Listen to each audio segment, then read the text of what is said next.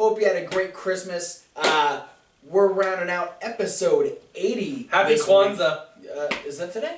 I think it's the second day of Kwanzaa. Maybe the third day. Oh.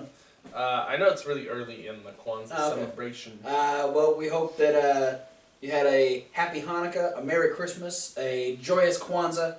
But we are the Wrestling Rundown. I'm Travis Colt. This is Kevin Hawk. We are. We're rounding episode 80. We're getting ready to transition into a brand new year on our next episode. That'll be crazy. What? What? We are going to start off... What? Yes. We're going to a whole different year. This is going to be like the second time we've done that on the show. Yeah, last time it was 14-15. This time it's 15-16. What? No, I thought it was 2 to 3. What?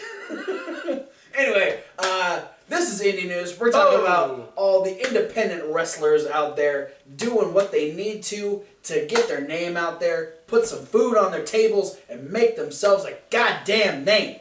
And we're going to start off results. I'm going to spoil Ring of Honor for you because nothing happened. It was a recap show. I'm done. I'm sending it over to Kevin Hawk because he's got AAW and Beyond Wrestling results. Yeah, we're going to start with from the 26th, the day after Christmas. We had Christmas Day 2. AAW's Unstoppable from Marionette Park, Illinois. We opened up. We had the Heritage Championship change hands. Oh. Davey Vega defeats Lewis Linden. Nice. Holding the tights. Oh, really? Yep. Davey. Come on, Davey. And then we had Congo Kong defeat Russ Jones. We had Heidi Lovelace and Zero Gravity defeat the team of Buck Nasty, Connor Braxton, and Eddie Machete. It's a good name. Eddie Machete. The Hooligans successfully retained the AAW tag titles over Shane Hollister and Marcus Crane. All right. We had Tommaso Ciampa defeat Michael Elgin. Hey. Chris Hero defeated Colt Cabana. I believe Tommaso Ciampa was an elf. I saw a picture. I don't know. I didn't see any pictures. He did a show over the weekend where he was dressed up as... Yeah. It was like Tommaso's Little Helper or something like that. I'm pretty sure that was the one against Michael Elgin. We had Sami Callihan defeat A.R. Fox. And then after the match, he kicked A.R. Fox in the face and blew snot on him. That sounds like Sami Callihan. And then in the main event, a steel cage match for the AAW Championship. Eddie Kingston retained the championship from Ethan Page. Wow. All right. The next day, Sunday the 27th, we had Beyond Wrestling's Fete Finale, their last show from Fete Music Hall in Providence, Rhode Island. Do you have any idea what their next venue is going to be? Not sure. I know they have a show scheduled for, I believe, the 31st of January. Okay, so we'll be getting to that in about a month. Yeah. We started off with the Fans Bring the Weapons match, where Matt Tremont defeated Sugar Dunkerton with a Death Valley Driver through a barbed wire wrapped Christmas tree. Shit, I could have told you that. We didn't need to read that result. And then there's apparently an impromptu street fight that wasn't really a match, but just between matches broke out between members of Team Pazuzu, Pinky Sanchez, Jaka, and EYFBO, and the Crusade for Change started fighting. Team Pazuzu ended up kind of winning the fight. Winning the scuffle. Yeah. Then we had the Pick Your Partner match. Matt Riddle got to pick a partner going against Eric Spicely and Chuck O'Neal. Right. He picked Drew Gulak, and they ended up winning. That's a good pick. Using slightly nefarious but clever means.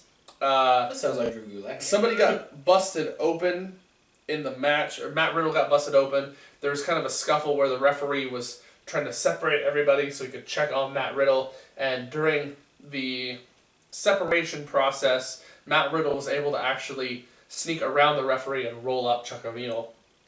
Huh. Interesting. Brian Fury defeated David Starr. The Battle of the Strong Style ended in a no contest because Team Pazuzu came out and attacked both the Hit Squad and the Strong Style Thugs, Loki and Homicide. Alright. And then after they started beating the teams down, Pinky Sanchez was in the ring, and he's urging the rest of Team Pazuzu to finish off the 4 teams because they've been 4 kind of consistent enemies against... The 4 guys, not 4 teams. Yeah, the 4 guys and the 2 teams have been consistent enemies against Team Pazuzu, especially the Hit Squad. Oh. So they're just like, hey, finish them off. And as he's urging Team Pazuzu to, end these opposing forces, the rest of Team Pazuzu actually leaves the ring. What? And the Hit Squad would then hit Pinky Sanchez with their finishing move. And then the Strong Style Thugs would use the Cop Killer Double Stomp combo. Oh, that's fucked up. On Pinky Sanchez, with Team Pazuzu leaving Pinky high and dry. So they're kicking Pinky out of the group? That's what it sounds like. Whoa. Yeah. And then we had Sami Callihan. He defeated Joey Janela. Chris Hero defeated JT Dunn. And then we had the Donovan Dijak versus Tommaso Ciampa. Really fast match. About 20 seconds into the match, Donovan Dijak goes for Feast Your Eyes on Tommaso Ciampa. Tommaso would reverse and hit him with a running knee and get a pin in about 25 seconds. But an alternate official who thought something seemed sketchy called for the in-ring official to post-match check Tommaso's knee pad, which they found to be loaded. The match got restarted, and Donovan Dijak ended up being your winner. Big win for the youngster. Wow. And then with the main event, the final showdown between Kimber Lee and Chris Dickinson. Okay. The match ended with Chris Dickinson beating Kimber Lee with her own finish, the Alligator Clutch. He did that after he Pazuzu bombed her when the big deal happened. It was like, oh, women can't be in the wrestling ring with guys, blah, blah, blah. Yeah, so after the match, they got up, they shook each other's hands. Oh. And then Dickinson attacked Kimberly. You can't spell Dickinson without Dick. And then he sets up like he's going to go for the Pazuzu bomb. And Donovan Dijak and Pinky Sanchez, wearing his mask, the devil mask robe combo thing he's been wearing, both hit the ring. They stop Dickinson, but then Pinky Sanchez pulls the mask off, and it's not Pinky Sanchez, it's Sami Callihan. So it looks like Sami Callihan may be replacing Pinky Sanchez in Team Pazuzu. Oh. That makes that team even scarier. Yeah. Because I'm not afraid of Pinky Sanchez. I'm afraid of everybody else in that group. If nothing else, Chris Dickinson and Sami Callihan used to be a team together called the U.S. Death Machines. Oh, well. So they're reforming that team for sure, if not having Callihan just replace Pinky Sanchez in Team Pazuzu. I think the fact that he came out in the whole get-up, I definitely think he's taking his place. Big swerve, making everybody think it was Pinky coming out to save Kimberly. It ended up being Sami Callihan attacking Donovan Dijak. Yeah. Team Pazuzu stands victorious again. And then we know on January 31st, Beyond Wrestling will return. I don't know where. But they will have Zack Sabre Jr. making his Beyond Wrestling debut. Yeah. It's going to be a good show. Debut to Beyond Wrestling next month. Awesome. That's it for results. All right. Well, we both kind of got some news stories. Most of it is just kind of segue into upcoming shows. Yeah. You want to kick it off or you want to take it? I'll kick it off here. All right. Chikara earlier Chikara! Announced a second annual UK tour. Awesome. Hitting stops in Birmingham, Manchester, Newcastle, and Glasgow. All right. And they're all... Are these the same places they hit not year? all of them. Some of them, yes. Some are repeats, some are new. Okay, cool. Changing it up a little bit. And all of these shows are named after the second installments in book series. That's cool. / movie series. Yeah, because a majority of like all of their shows this coming year are going to be movie titles. Movie titles or movie references. Right. So they're going to have Catching Fire, The Chamber of Secrets, The Two Towers, and The Lost World. Nice. I dig it. Respectively in those cities that I named earlier. Yeah. So match it up.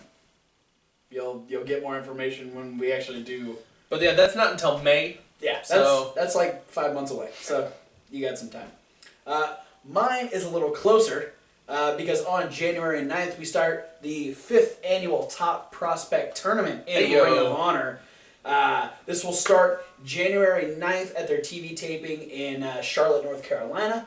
And the finals will be at the February 6th TV taping in Nashville.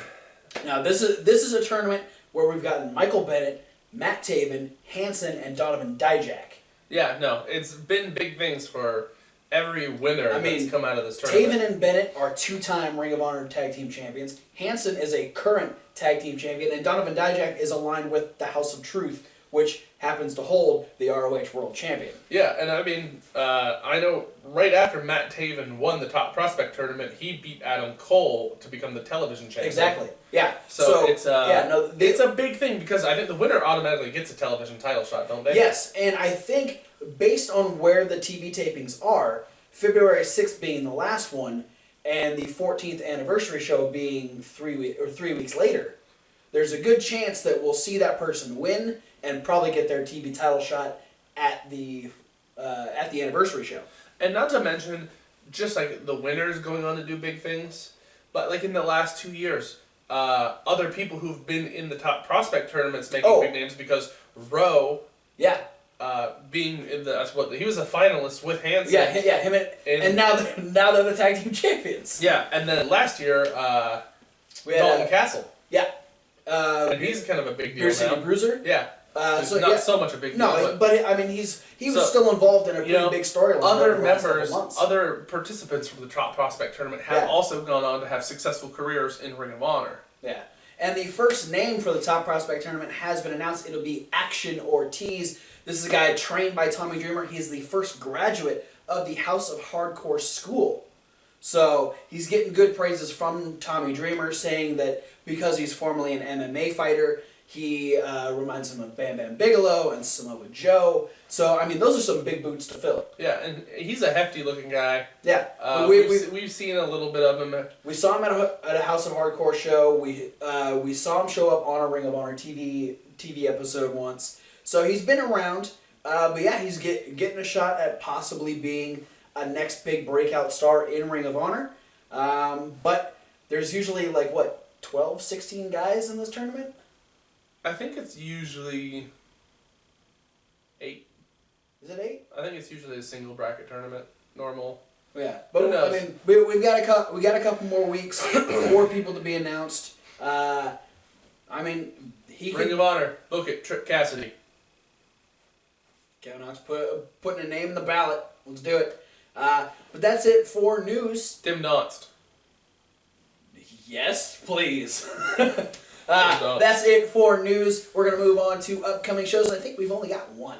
Yeah, we're going to be January 2nd, ringing in the new year almost exactly 1 day later. Our first result of 2016. We're going to have a PWG live show. Hell yeah. Title on the thing that I saw. PWG, that's it. Yeah, this is PWG Live, January 2nd, Reseda, California, where they always are. Yeah. Already sold out. The tickets sold out like 2 days. Nice. PWG tickets go like that now. Yeah. No, if you want to get PWG tickets, it's almost like trying to get tickets to a WWE pay-per-view. Yeah. That's how fast they sell out. That's impressive.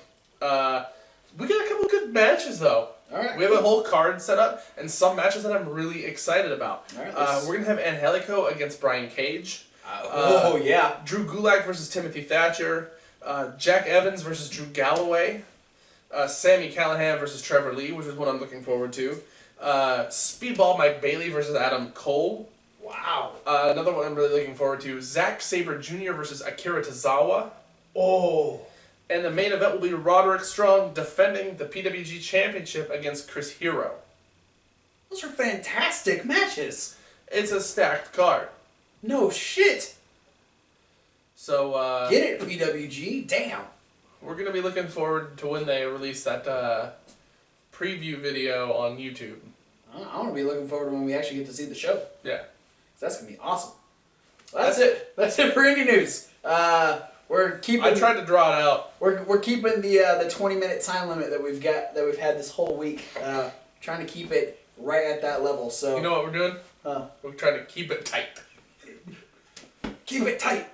Thank you, Xavier Woods or Austin Creed, whatever name you know him by. Thanks for watching. Consequences Creed. Be sure to like, favorite, subscribe, and we got a bunch of links. We got There's extra links because this is Indy whole News. stack of if they were real things, they'd be like this high. Only that high? Yeah, pretty much. I mean, real life links wouldn't be that big. Well, think Just about text. it. Well, okay. I was gonna say because Floating text. Because words. think about it. If you were gonna stack like CZ Wrestling, ROH Wrestling, Chikara Pro, if you're gonna stack companies on top of each other, that'd be big. It's gonna be pretty big, especially if you're stacking like wrestling rings on top of each yeah, other. Exactly. Yeah, but I mean, check it out. LookMandoFans.com. Yeah, there's all kinds of ChikaraPro.com. all kinds of wrestling promotions down there. AAWrestling.com. And then below that are all of our links. If you want to get a hold of us, you can get a hold of us on Facebook, Twitter, Tumblr. You can comment on Instagram because we do weekly photos like Man Crush Monday, Tag Team Tuesday, and all the rest of them. And for those of you watching on YouTube, we've got a podcast on SoundCloud.com/Wrestling Rundown. For those of you listening to the podcast, there was a lot of listens this week, by the way. Thank you very much for that. We like being in your ear holes. If you want to see us, if you want to check out the setup we got here, if you want to see who's wrestling in our ring we've got right here, there's a link in the description to our YouTube channel. Please click that subscribe button. Yeah, if you want to see an action figure of Kurt Angle pole dancing. Snitsky sexy pose. Yeah. And Terry Funk ladder dancing. You can only get that on YouTube. Because we're not going to describe it every single time. I don't know why we did that. We just did. Stalling for time. There's also 2 emails if you want to talk to all of us. fanstalkwrestling@gmail.com. And if you want to talk to Mr. Kevin Hawk, there's Kevin_Hawk636@hotmail.com. Don't forget to check out the playlist. Yes. Did you say the playlist? Yes. There's Raw Review, there's SmackDown Rundown, which happened after the Raw Review this week. Weird. That's a weird thing to say. In that order, it came very naturally to me, though. Yeah. How'd you do that? I just happened. Raw. It's all the years of Raw versus SmackDown. It is meant to be. All right. The midweek wrap up. Yep. And this Indie News. Yeah. That's all we got. 4 videos this week. But next week, episode 81, we'll be having Thomas's top 5 December for December, edition. and we might even get maybe a top 5 of the year. Maybe we'll probably have a year-in review. Yeah, if possible. Yeah, we'll probably do a few talk extra about things. best what shows we liked best throughout the year. Yeah. People we thought really soared through the year. Yeah, I mean we did a little bit of that when we hit our 1 year. Some people who have swords of the year. That's like Oleg. Yep. He's the only one. I think he's still sitting on 3 points. Oh shit. But yeah, we'll be having some extra videos next week. We're moving closer to the Royal Rumble. We'll be my favorite show of the year. Yeah. We're getting ready to start the Top Prospect Tournament. All kinds of things. 2016 starting big. So thanks for watching, and we'll see you at whatever video you decide to watch next.